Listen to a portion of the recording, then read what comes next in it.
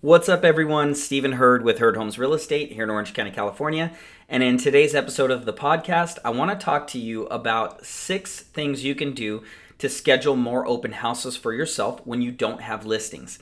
So, we all know open houses are a great way to get business, and yet a lot of agents struggle or don't intuitively know, hey, if I don't have my own listings, what can I do to be getting open houses? So let's dive right into the content so you guys get the value.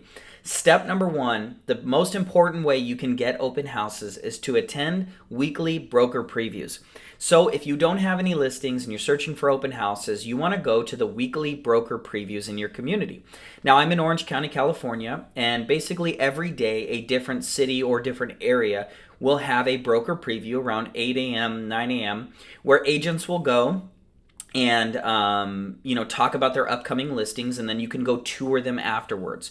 And so that's a great way to make connections with listing agents and other people and to rub shoulders with some of the big listing agents in the area. And when you do, you want to make a good impression on them and you want to let them know, hey, if you ever need help with an open house, here's my business card. I'd love to stay in touch with you and be of service when I can. So that is the first most important way to get open houses.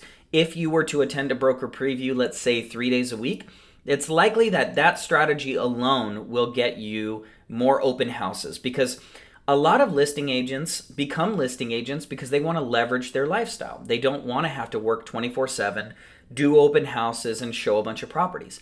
So a lot of listing agents don't actually do open houses. In fact, there's 160 homes for sale in a particular city. I think it's Lake Forest, where one of the areas I serve. And there's maybe 40 open houses in a given weekend.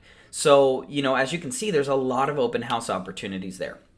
Okay, step number 2, if you want to get open houses, is you want to go into the MLS and you want to call the vacant listings before other agents call them. So if you have a listing, then you know what this feels like. Every Monday around 10 or 11 a.m., you'll get calls from a lot of agents saying, hey, I saw you have a vacant listing, wanted to see if you need help with an open house. So what you want to do to be different, to beat the competition, is you want to actually call them before that. So I would recommend calling as early as 8:30 a.m. Hi, it's Steven. Hey, Steve, this is Steven with eXp Realty. Hey, listen, I'm so sorry to bug you. I noticed you have a vacant listing over on Primrose Lane. I am a hungry agent who's looking for open houses. I don't have any listings currently. I wanted to see if there's any way you would allow me to hold an open house this Saturday and Sunday. So you want to be humble. Hey, listen, I don't have any listings. I'd really love to get an open house this weekend. Do you have any opportunities available? What I find is a lot of realtors really want to help. They're just like, yeah, sure, you can hold it open, or no, my seller won't allow it, or my brokerage won't allow it. That's totally fine. Okay, cool. Step number 3 is you want to have an email list of agents that you reach out to Sunday night. Okay, so what I do is whenever I close a transaction with someone and I had a positive experience, or I have other colleagues where, I really appreciate, who they are, they appreciate who I am, and I know I can reach out to them, I have an email list and I'll send out an email blast to, a BCC all of them. And I'll just say, subject line, looking for an open house this Saturday, Sunday, 1 to 4. And then in the content of the email, hey there, Stephen Hurd. Hey there, hope you guys are having a great day. I'm looking for an open house this weekend. If you have any opportunities available, please think of me first. So that way, I'm reaching out to them on Sunday, and I'm getting to them before any other agents get to them. So I'm top of mind. So I'm literally following up for open houses. So that's strategy number 3. Strategy number 4, which almost always works. Okay, let me say that again. It almost always works. Is call stale listings.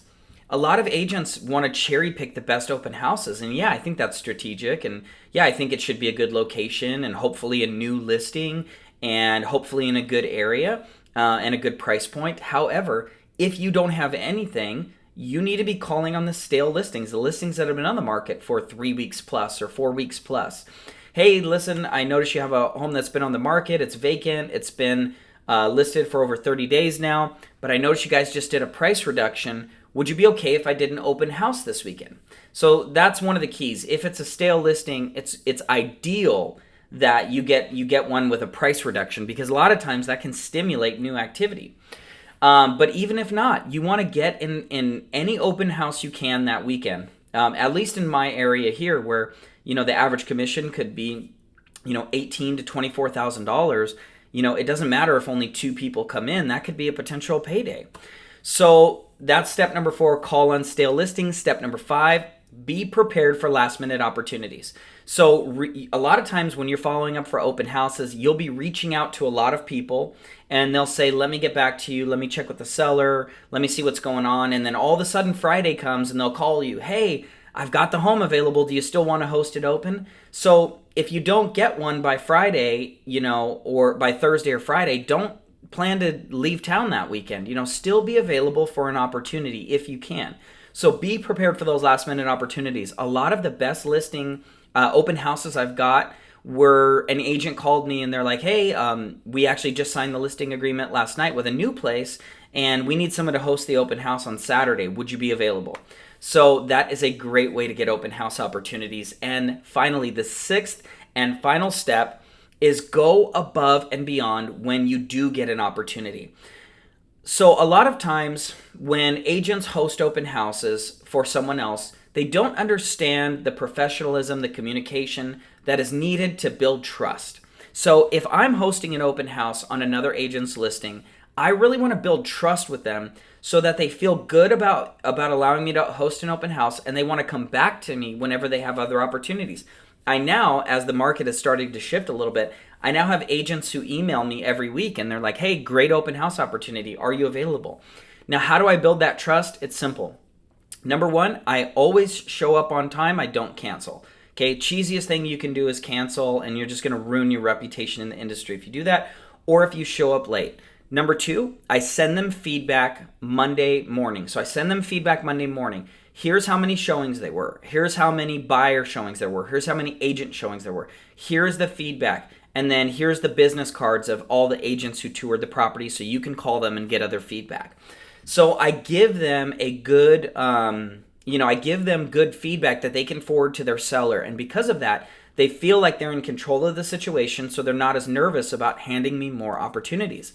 And then lastly, I will make sure to lock every single door. I will triple check, and I will turn off all the lights, and I will make sure that I leave the home in pristine condition. I have an open house bucket that I take with me, and I have like Lysol and paper towels and all that stuff. So if I had some food there, or maybe somebody touched the windows or something, I will make sure to clean up everything so that the home is spotless by the time I leave. Okay, so these are the 6 steps that you can take to get open houses when you don't have listings. If you have any other ideas, please comment below if you're watching this on YouTube, or if you're listening on the podcast, comment as well. Really appreciate you guys tuning in, and hopefully this helps someone get some more business. Have a great day.